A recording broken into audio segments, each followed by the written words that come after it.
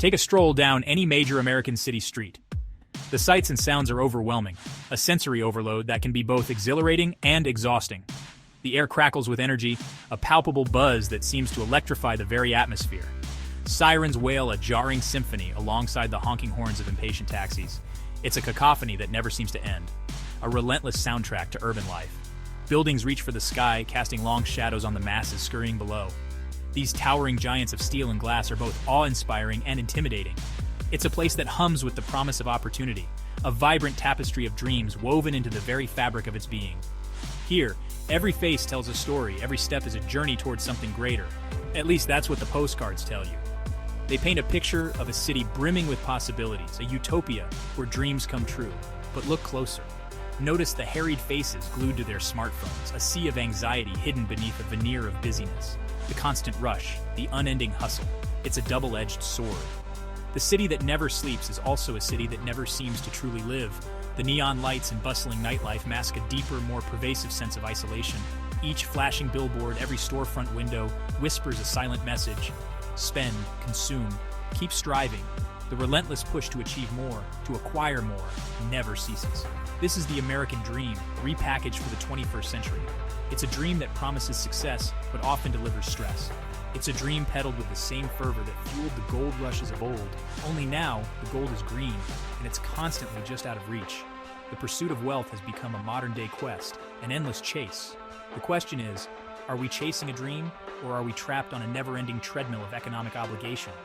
Are we truly living, or merely existing in a cycle of perpetual motion? The modern American family.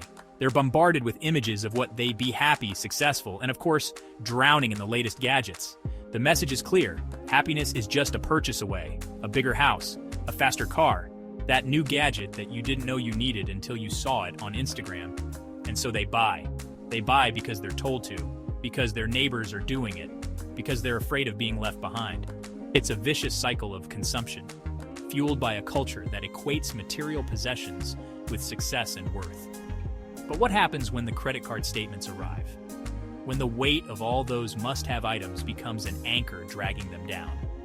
The American dream, once a beacon of hope, now often feels like a marketing ploy, a carefully crafted illusion designed to keep the wheels of commerce spinning.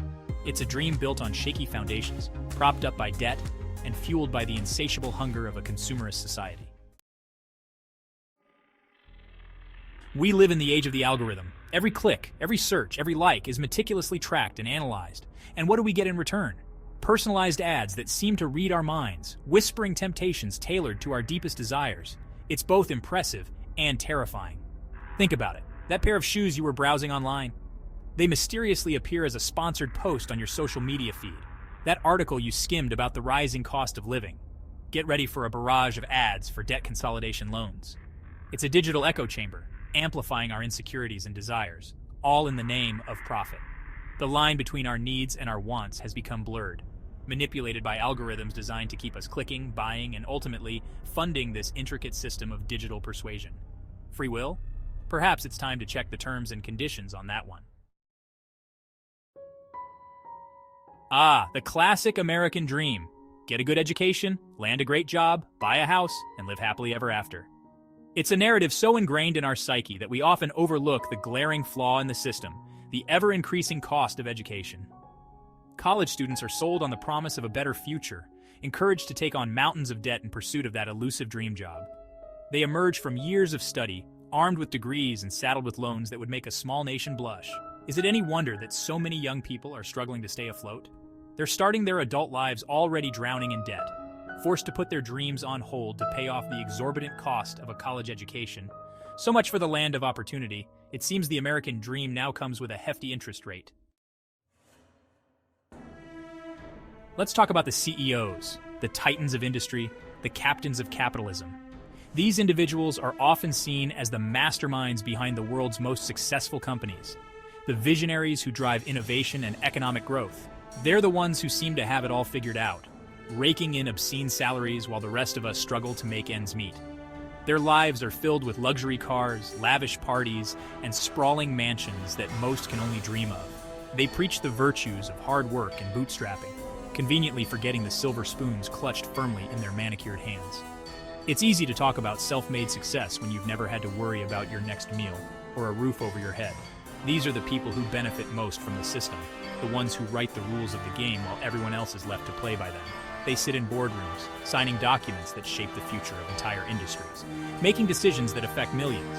They lobby for tax breaks that benefit the wealthy at the expense of the working class, all while decrying government handouts as the downfall of society. Their influence extends into the halls of government where they push for policies that protect their wealth and power. It's a level of hypocrisy that would make even the most cynical observer raise an eyebrow. They criticize social safety nets while ensuring they have their own golden parachutes, ready to deploy if things go south. The gap between the haves and the have-nots is widening, and the people at the very top seem content to keep it that way. They live in gated communities, far removed from the struggles of everyday people, looking down from their skyscrapers at a world they barely understand. After all, who needs a safety net when you're already cushioned by a mountain of money? For them, wealth isn't just a means to an end. It's a fortress that shields them from the realities faced by the rest of society. And as long as the system continues to favor them, they have little incentive to change it. Now, let's shift our focus to the backbone of America, the working class. They are the teachers, the nurses, the construction workers, the cashiers, the ones who keep the country running. They work long hours, often juggling multiple jobs, just to keep their heads above water. They are the ones who are hit hardest by stagnant wages, rising healthcare costs, and an economy that seems to value profits over people. They are the ones who are told to work harder, do more with less, and be grateful for the crumbs they receive. The American dream, for many of them, has become a distant, unattainable goal. They are trapped in a cycle of working to live, living to work, with little hope of ever breaking free. They are the forgotten majority, the ones who are expected to keep the machine running, even as it grinds them down. We praise entrepreneurs and innovators, celebrating the risk-takers and disruptors. But what about those who show up day after day, year after year, doing the jobs that keep the lights on and the shelves stocked? The ones who rarely get a mention in the glossy magazines or on the evening news? They are the invisible backbone of our society, the ones who keep the wheels turning while others reap the rewards. They are the ones who are often taken for granted, their contributions overlooked and undervalued. Their labor is essential, yet they are often treated as disposable.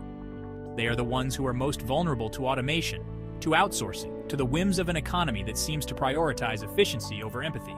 It's time we start recognizing their worth, not just with words, but with tangible actions that reflect their true value to our society. Philanthropy. It's the balm we apply to soothe the sting of inequality. The wealthy donate millions to worthy causes, their names etched on buildings and plaques, their generosity lauded in the press. It's a feel-good story, a way for the privileged to ease their consciences and polish their public image. But let's be honest, these acts of charity, while well-intentioned, often do more to maintain the status quo than to challenge it. They address the symptoms of inequality without ever addressing the root causes. It's a band-aid on a gaping wound, a way to feel good about doing something without actually disrupting the system that created the problem in the first place. Perhaps instead of patting themselves on the back for their charitable donations, the ultra-wealthy could start by advocating for policies that promote economic justice, that create a more equitable society where charity is a choice, not a necessity. America, land of the free, home of the brave, and birthplace of the American dream. It's a phrase that evokes a sense of pride and possibility, a promise that anyone, regardless of their background, can achieve success through hard work and determination. It's a powerful narrative, one that has captivated generations with its message of hope and opportunity. The idea that in America, you can start with nothing and build a life of prosperity and happiness is deeply ingrained in the national psyche. But as we've explored, the reality is far more nuanced, far more complex, and far less glamorous. For many, the American dream remains just that, a dream. The stark contrast between the ideal and the reality is hard to ignore. The American dream, while still attainable for some, has become increasingly elusive for many. Economic disparities, systemic barriers, and social inequalities have made it difficult for a significant portion of the population to achieve this dream. The gap between the rich and the poor continues to widen, the middle class is shrinking, and the cost of living continues to skyrocket. These issues are not just statistics, they are the lived experiences of millions of Americans. So, is America a beacon of freedom or a money farm?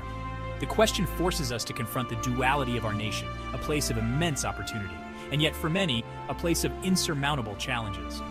The answer, as with most things in life, is complicated. It's not a simple yes or no, but rather a reflection of the diverse experiences and perspectives that make up this country. It's a country capable of great things, of innovation, of compassion, and of progress. From technological advancements to social movements, America has shown that it can lead the world in positive change. But it's also a country plagued by systemic inequalities, by a relentless pursuit of profit over people, and by a political system that often seems to favor the wealthy and well-connected. These issues create a landscape where the American dream is out of reach for too many. The question we need to ask ourselves is this: what kind of America do we want to be? Do we want to continue down a path where the divide between the haves and the have-nots grows ever wider? Do we want to be a country where a select few prosper at the expense of the many? Or do we want to be a country that truly lives up to its ideals of liberty and justice for all? The choice is ours to make, and it requires collective action and a commitment to change. The answer ultimately is up to us. We have the power to shape the future of this nation, to ensure that the American dream is not just a myth, but a reality for everyone. It starts with recognizing the issues, having honest conversations, and taking meaningful steps towards a more equitable society.